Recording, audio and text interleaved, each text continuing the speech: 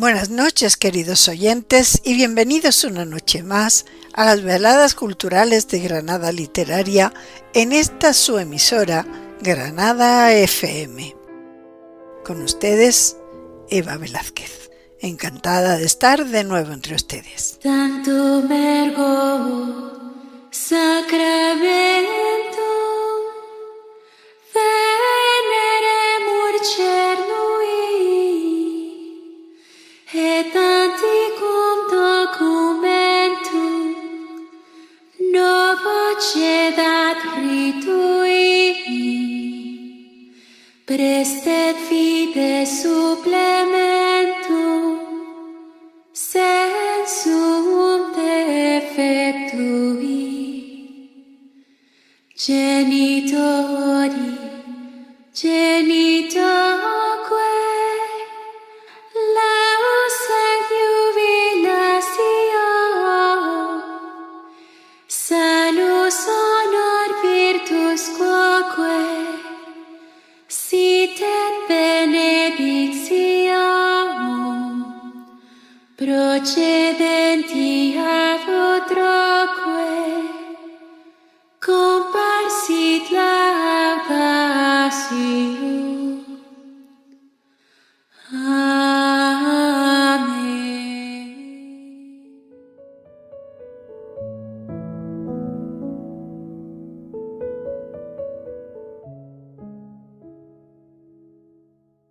Juan Alfonso García nació en 1935 en Los Santos de Maimona, Badajoz, ciudad donde pasó su infancia. En 1946 se instaló con su familia en Illora, Granada, y ese mismo año inició la carrera eclesiástica. En el seminario tuvo una gran oportunidad, que fue el conocer a Valentín Ruiz Aznar, a la sazón maestro de la capilla de la Catedral de Granada, quien inició al joven en el conocimiento de la música y con el tiempo acabó convirtiéndose en una de las figuras más importantes en la vida y la carrera de García. Prosiguió sus estudios musicales en la Escuela Superior de Música Sagrada de Madrid, donde se formó en el canto gregoriano con los maestros Samuel Rubio y Vicente Pérez Jorge. En 1958, García fue ordenado sacerdote y accedió por oposición al cargo de organista titular de la Catedral de Granada, que ejerció desde entonces hasta su fallecimiento. Al año siguiente fue nombrado profesor de música del Seminario Mayor de Granada, ejerciendo la enseñanza en este centro hasta 1970. Ya en 1961 asumió la dirección de la Cátedra Manuel de Falla, la temporada de conciertos de la Universidad de Granada, actividad que combinó con la docencia impartiendo en el Departamento de Arte de la Facultad de Filosofía y Letras. De esta época es su primera obra para piano, titulada Tres movimientos de danza, en 1962. En el año 1971, García fue elegido académico numerario de la Real Academia de Bellas Artes de Nuestra Señora de las Angustias, convirtiéndose en secretario general de la institución, puesto que ocupó hasta 1981, que fue nombrado consiliario primero. En 1976 fue elegido académico correspondiente de la Real Academia de Bellas Artes de San Fernando y fue designado comisario del Festival Internacional de Música y Danza de Granada, cargo que desempeñó durante 2 años. Un año más tarde, en 1977, García renunció a la dirección de la cátedra, siendo designado director honorífico de la misma, y entró a formar parte del patronato de la Casa Museo Manuel de Falla, en el que se mantuvo hasta 1980. En 1981 compuso Paraíso Cerrado, un encargo del Festival Internacional de Música y Danza de Granada, que fue estrenado por la Orquesta y Coro Nacionales de España bajo el liderazgo de Cristóbal Halffter en la edición del año siguiente en el Palacio de Carlos V, con gran éxito de público y crítica. En 1982 se produjo la premier en el Teatro Real de Madrid de la orquestación efectuada por Francisco Guerrero de la pieza para órgano titulado Epíclesis I, interpretada por la Orquesta Sinfónica de Radio Televisión Española bajo la batuta de Miguel Ángel Gómez Martínez en la edición de los Festivales de Granada del 2000. Volvió a ejecutarse la obra, en esta ocasión por parte de la Orquesta Sinfónica de Londres, con Jesús López Cobos al frente. En 1984 fue elegido académico correspondiente de la Real Academia de Bellas Artes de Santa Isabel de Hungría. Entre 1986 y 1988 se embarcó en la composición del oratorio Cántico Espiritual sobre los versos de San Juan de la Cruz. Su estreno absoluto se realizó en el Auditorio Manuel de Falla en los Festivales de Granada del año 1993 y corrió a cargo de la Orquesta Sinfónica del Principado de Asturias y el Coro Nacional de España bajo la dirección de Jesse Levine. En 2007 concluyó su cuarteto de cuerda, así como Contrapunto, su obra Contrapunto, su última obra para piano, que fue estrenada en 2010 por el pianista Juan Antonio Higuero, en el concierto en el que se ejecutaron sus obras completas para este instrumento. En el año 2009, la Orquesta Filarmónica de Málaga, bajo la batuta de Juan Luis Pérez, estrenó Nunc Dimittis y la versión orquestal de Epíclesis II. Al año siguiente se publicó la integral de su producción musical entre 1955 y 2005, bajo el título de 7 partitas corales y 12 piezas barrocas para órgano. En 2013, el Cuarteto Bretón estrenó su cuarteto de cuerda en el Auditorio Manuel de Falla.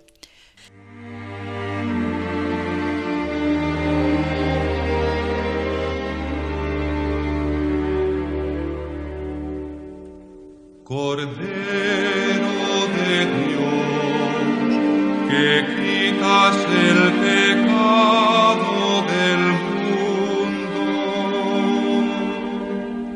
ten piedad de nosotros. Cordero de Dios, que quitas el pecado del mundo,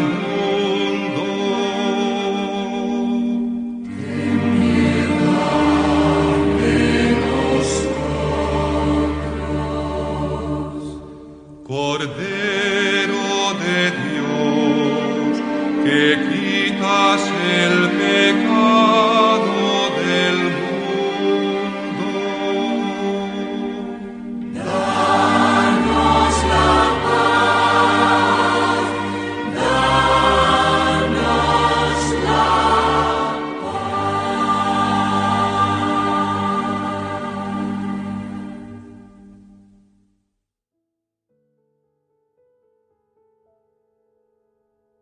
Además, tuvo una gran importancia su faceta como docente, siendo profesor de compositores tan importantes como Francisco Guerrero, José García Román, Ricardo Rodríguez Palacios, Manuel Hidalgo y José María Sánchez Verdú.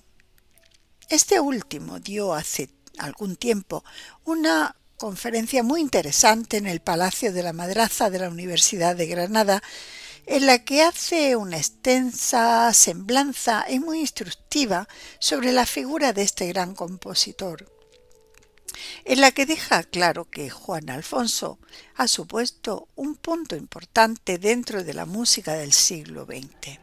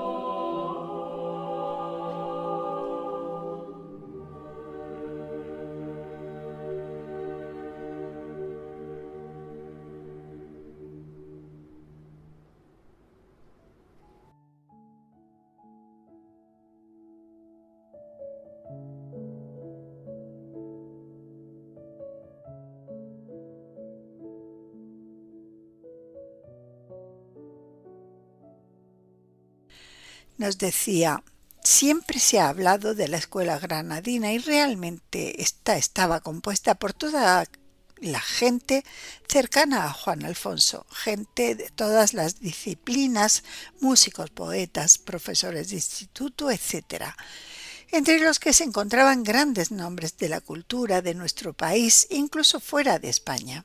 Uno de ellos es Francisco Guerrero, quien después de tantos años sigue siendo una figura ineludible de la música española. Otro fue José García Román, quien representa también la escuela granadina, encabezado por Juan Alfonso.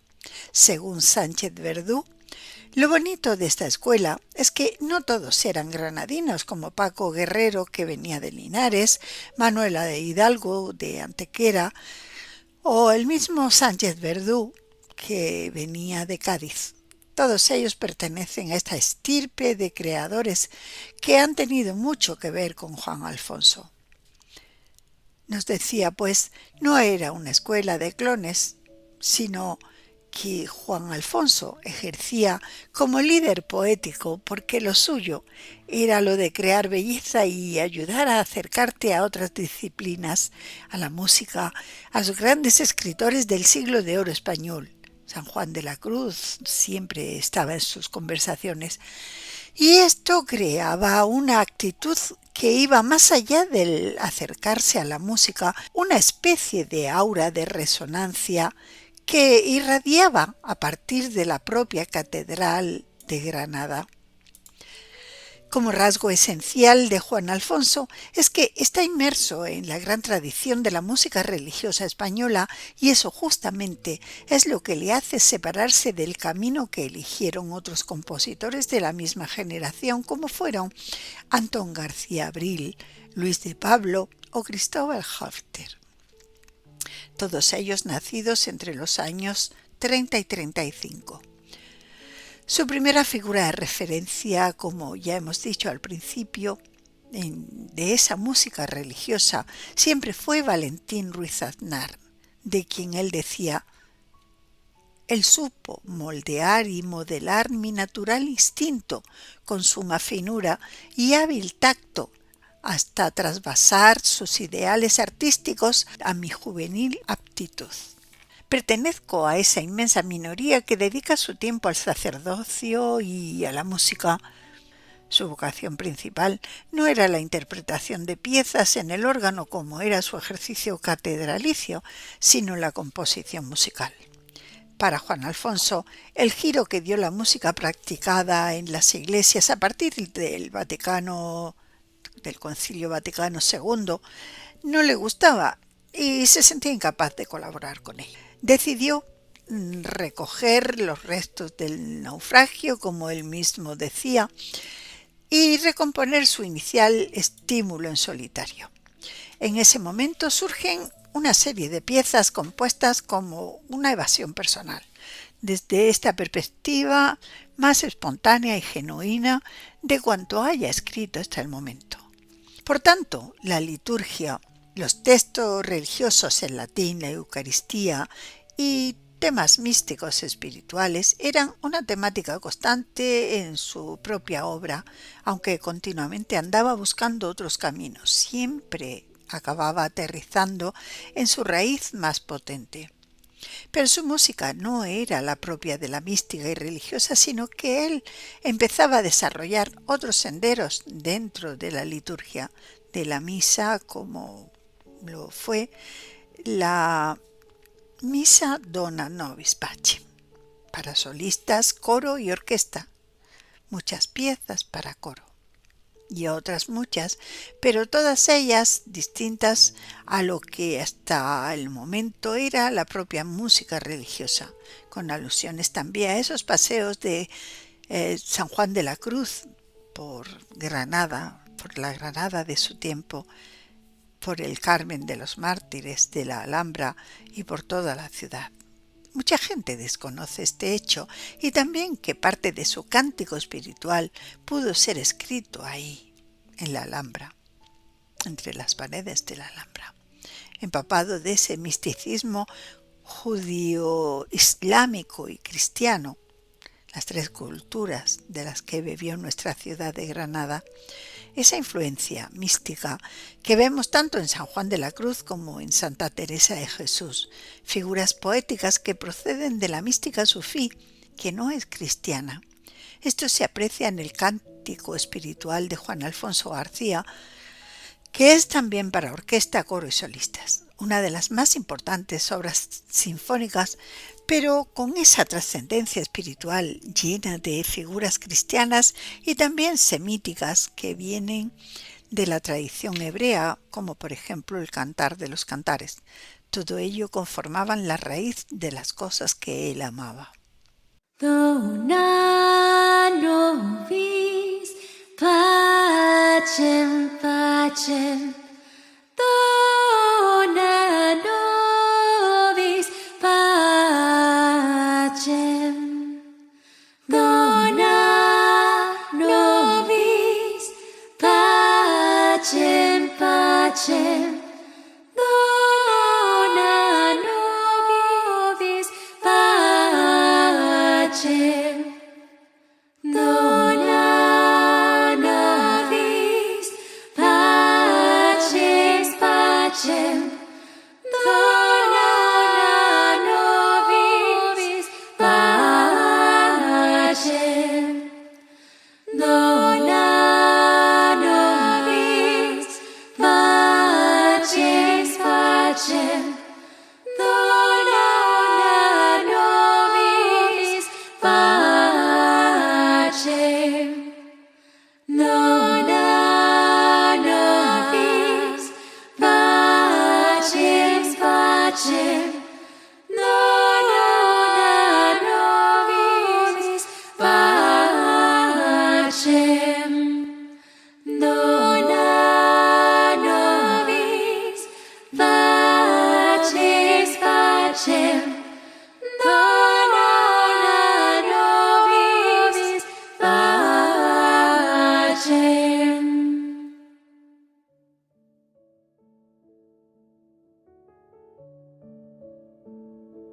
Otra de las grandísimas composiciones es Paraíso Cerrado, estrenada por Cristóbal Halffter en el Palacio de Carlos V, como vimos al principio. Continúa diciéndonos Sánchez Verdú: el quedarse cerrado al mundo en ese devenir místico hacia el interior, ese camino que desarrolla Juan Alfonso tras el Vaticano II, no deja de darle otras posibilidades muy ricas a través de la búsqueda de otros mundos espirituales, de estos mundos espirituales, y sobre todo va en la corte de Madrid y que regresó aquí, y que pertenecen a esa época de la poesía gongorina en donde conviven en este caso el Albaicín con la corte en Granada, y todo esto se convierte en una esencia muy importante para su trabajo. Pero Juan Alfonso no solo era compositor, sino un gran instrumentista, tal y como sucedía hasta el siglo XX, en el que era raro ver a un compositor que no tocara alguno de los instrumentos. Sin embargo, a partir del siglo XX desaparece esa forma y los compositores son compositores y los instrumentistas, perdurándose solo en la Iglesia por su propia vinculación como organistas o maestros de capilla con la liturgia, lo cual le obliga a tener una relación directísima con el coro, con el cantar y al mismo tiempo con el órgano. Y Juan Alfonso así lo hizo, pero siempre dejando claro que él ante todo era compositor. En él se unían el compositor, el instrumentista y el gran sacerdote de la Iglesia Católica, uniendo desde Granada toda la gran tradición granadina con la gran tradición musical pictórica poética del resto de Europa. Esta es la gran aportación de Juan Alfonso García, uno de los grandes compositores del siglo XX español. Juan Alfonso falleció en Granada el 17 de mayo del 2015. Tras una larga enfermedad renal, fue sepultado en la cripta de la Catedral de Granada.